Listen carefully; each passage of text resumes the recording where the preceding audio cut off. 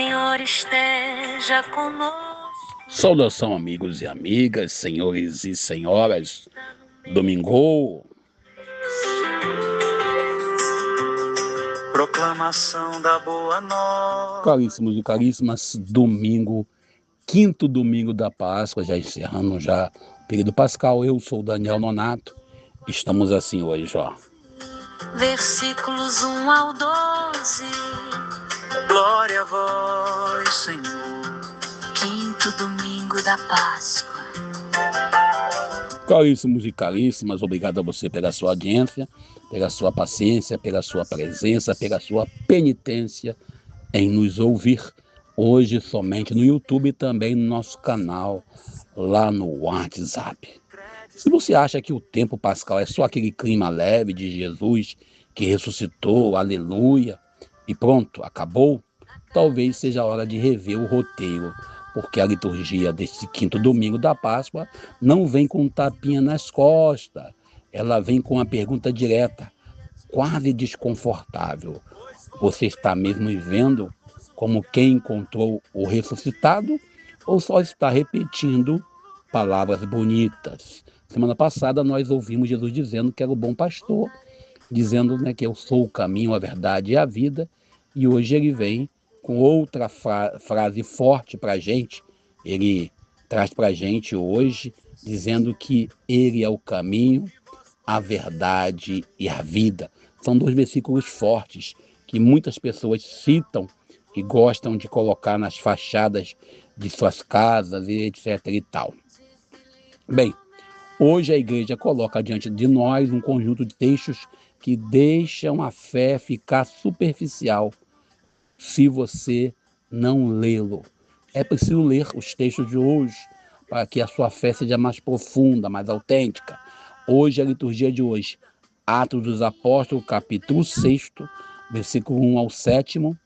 O salmo é o Salmo 32, entre parênteses 33, lembre-se disso. A primeira carta de Pedro, capítulo 2, versículos 4 ao 9. E o Evangelho de João, no seu capítulo 14, versículo 1 ao 12. E olha, não é coincidência, e é um verdadeiro diagnóstico espiritual da comunidade. E já aviso, não é uma liturgia para gente acomodada, é para quem tem coragem de se olhar no espelho da palavra de Deus. Lembrando que durante a semana nós lemos já parte desse texto. Na sexta-feira lemos João capítulo 14, versículo 1 ao 6. E no sábado, que foi ontem, nós lemos capítulo 14 de João, versículos 7 ao 14. Lembrando que a igreja primitiva, lá em Atos Apóstolos 6, 1 ao 7, aquela gente, que tinha lá, que costuma dizer, de forma romântica, que aquela igreja era ideal, era que a igreja já tinha problemas, e problemas sérios, ou seja, as viúvas estavam sendo esquecidas na partilha, ou seja, a desigualdade dentro da comunidade já era algo real. E aqui começa a primeira provocação. A igreja nasce santa, mas nunca nasce perfeita. Ela nasce com o Espírito Santo, mas também com conflitos humanos. Os apóstolos não fingem que está tudo bem ou que está tudo tranquilo. Eles organizam a comunidade, criam serviços, no caso o diaconato, escolhem pessoas para garantir justiça, e isso para nós é fundamental. Fé que não se organiza, fé que não organiza o povo, não, e que não organiza a vida real, a vida concreta, vira discurso vazio. Alguns padres gostam de dizer que estão aí para salvar as almas, mas as almas habitam os corpos. Não tem como você salvar a alma sem salvar o corpo. E a gente aprende também, Padre Arnaldo, eu lembrava o Padre Arnaldo, Jesus que é o homem inteiro, corpo e alma e coração. E se hoje existem comunidades onde alguns são invisíveis, onde os pobres são esquecidos, onde a fé não toca a vida real, então não estamos vivendo Atos dos Apóstolos, no seu capítulo 2, versículo 42, ou mesmo Atos dos Apóstolos hoje, capítulo 6, versículos 1 ao 7. E sem esquecer, né, que estamos vivendo outra coisa, e que não é evangelho. O Salmo 32 ao 33 responde essa questão. Esperamos, Senhor, na vossa misericórdia. Isso não é frase bonita para cantar afinado. Isso é postura existencial. Ontem eu perguntava à mamãe por que Dimas foi salvo. A mãe disse porque ele fez por merecer, porque ele se arrependeu. Não, salvou porque Deus é misericórdia. E Deus nos salva pela sua graça e misericórdia, não por nosso merecimento. No mundo de hoje, onde todo mundo quer controlar, todo mundo quer resultado imediato, quer aquela fé do miojo, 10 minutos está pronto, ou 10 segundos se bobear, e todos querem a garantia do sucesso, o Salmo diz, confie, mas não é uma confiança alienada, é uma confiança ativa que constrói, que resiste, que não se vende. E aqui entra uma crítica bem necessária. Quando a fé vira promessa de prosperidade, a famosa teologia da teologia da prosperidade e de vitória automática, ela deixa de ser uma fé bíblica e evangélica. Porque Deus, o Deus do Salmo, o Deus que nós lemos, o Deus que nós contemplamos na palavra, não é um gerente de resultados. Ele é o Senhor da história. Mas quem constrói a nossa história somos nós. Se estamos guiados por ele, a história será melhor. Se estamos por nossa própria conta e risco, aí só Deus sabe. E a segunda leitura é a carta de Pedro, a primeira carta de Pedro que nós vamos ler, né, que nós vamos ler na missa. Quem vai na missa, nós saímos na palavra. A gente tem que lembrar que é a carta de Pedro, capítulo 2, versículos 4 ao 9. É uma leitura de Pedro que a gente vai encontrar nesse contexto. Vocês são pedras vivas, não espectadores, não consumidores da religião, não plateia que assiste show ou missa. A missa não pode ser show. Já dizia já os bispos em Aparecida agora na última assembleia. Nós somos pedras vivas e Cristo é a pedra real e Cristo também é a pedra rejeitada em muitos lugares e até em igrejas. Isso para nós é forte. Deus escolhe aquilo que o mundo descarta e a comunidade é construída sobre isso. Então vamos traduzir para o português brasileiro. Se a igreja começar a valorizar mais poder do que o serviço, mais aparência do que a verdade, mais controle do que a misericórdia, ela está construindo fora da pedra angular que é o próprio Cristo.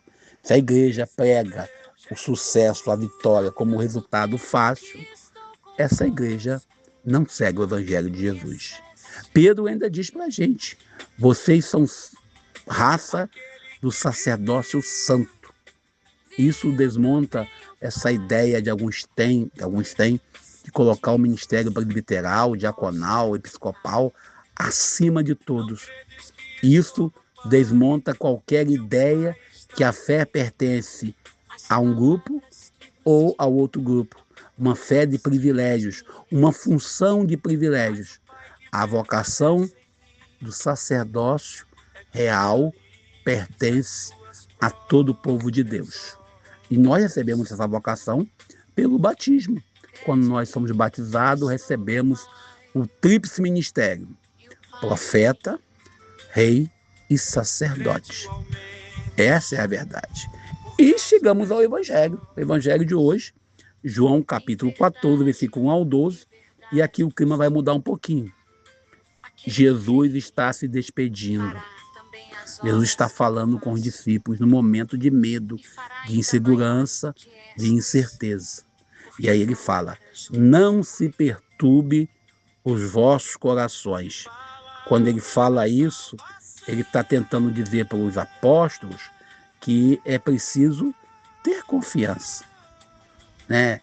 Só que Jesus não diz isso porque está tudo bem.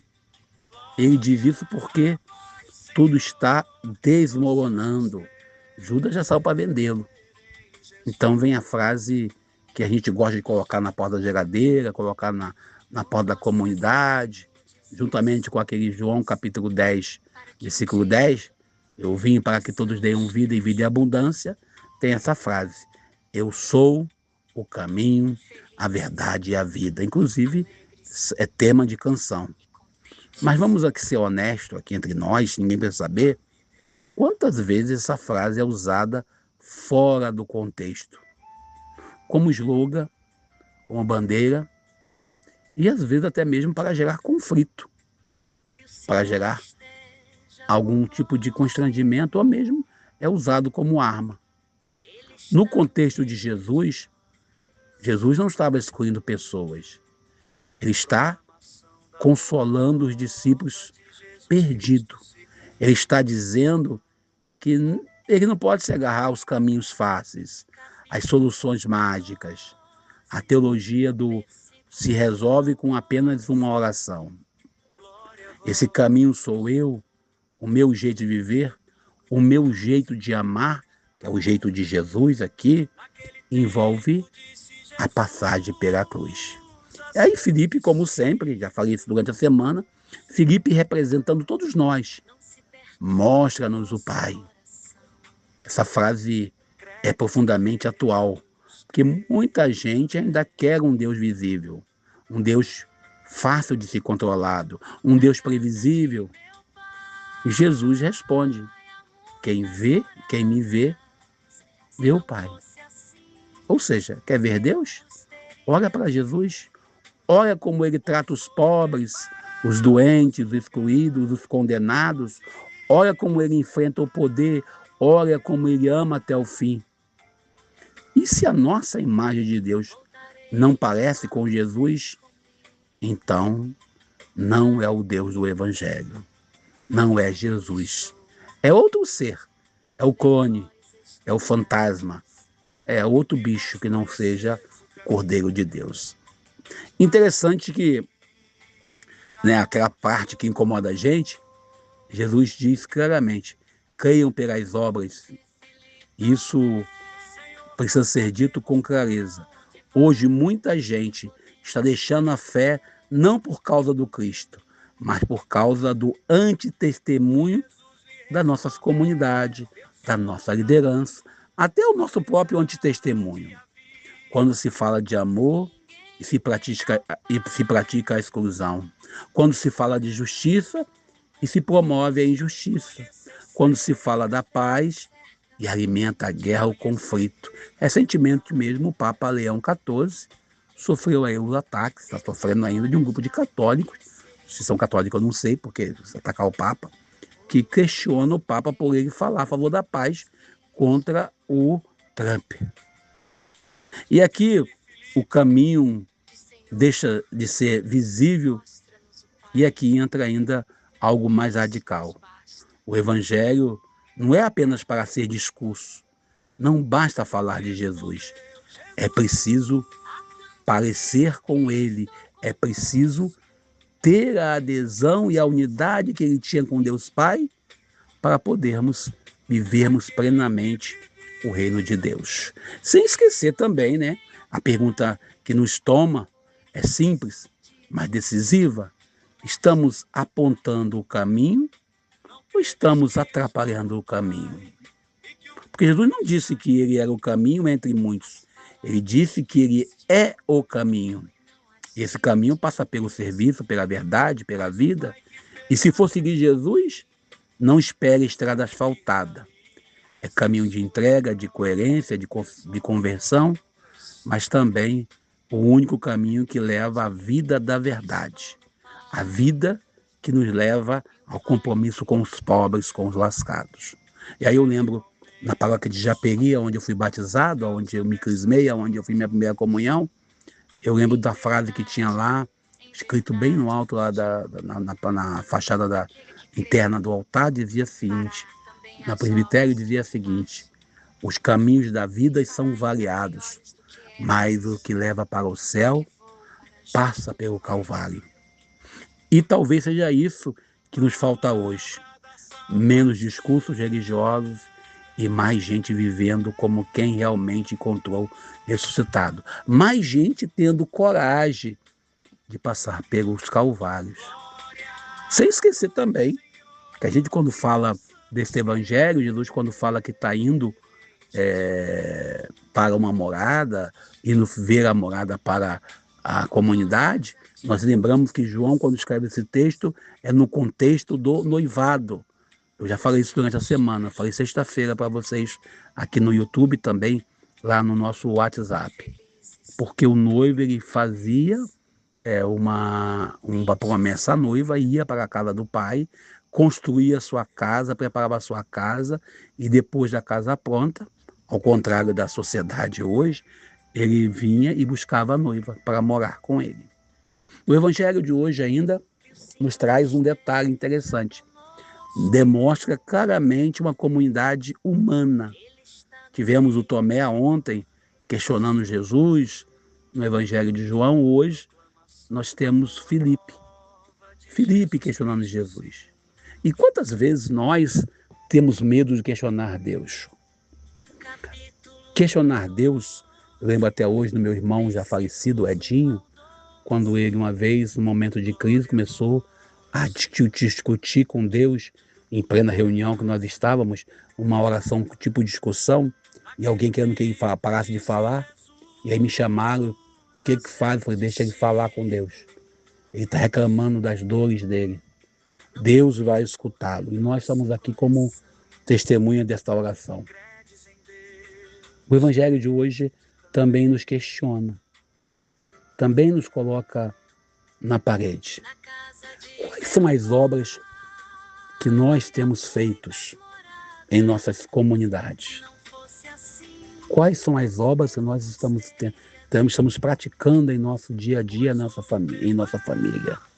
No mundo onde vivemos a pluralidade religiosa, no mundo onde o planeta inteiro olha para um show em Copacabana, a Shakira, onde o planeta inteiro olha para o Irã não pode enriquecer urânio, olha para os Estados Unidos, onde um homem tenta invadir um jantar com o presidente, você não vê automaticamente a situação real deles. E você vai somando todos esses contextos, esse monte de informação, e você pergunta, e o que Deus tem a ver com isso? Tudo. E o que nós temos a ver com isso? Tudo. Mas é a partir de Deus, é a partir do nosso agir, que nós iremos trabalhar a vontade e a ação de Deus em nossas vidas. Não tem como nós, como cristãos, ficarmos vivendo pela metade.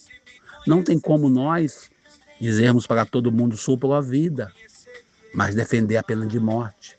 Não tem como a gente dizer, eu sou religioso, mas não tenho tempo para poder ir na igreja, para rezar, para falar com Deus, para contemplar, para encontrar-se com Deus verdadeiramente. Não tem como a gente dizer que somos da paz promovendo a guerra. Bom, eu vou parando por aqui, peço a você deixar seu like, seu comentário. Nosso vídeo hoje aqui no YouTube. Não esqueça de se inscrever no nosso canal aqui no YouTube, comentar também, deixar o seu like. Também lá no WhatsApp, o link está aqui embaixo para você se inscrever no nosso, seguir no canal do WhatsApp, também no Instagram. Eu sou Daniel Nonato e não sou o caminho, a verdade e a vida. Sou apenas um pecador miserável, como diz meu bispo amado Luciano Bergamin, tentando ajudar a gente a nos encontrarmos para que um dia cheguemos juntos, felizes, alegres e contentes na vida eterna. Mas o Pai que permanece em mim é que realiza as suas próprias obras. Crede-me, estou no Pai e o Pai em mim. Crede-o ao menos por causa destas obras. Em verdade vos digo, aquele que crê em mim fará também as obras que eu faço, e fará ainda maiores do que estas, porque vou para junto do Pai.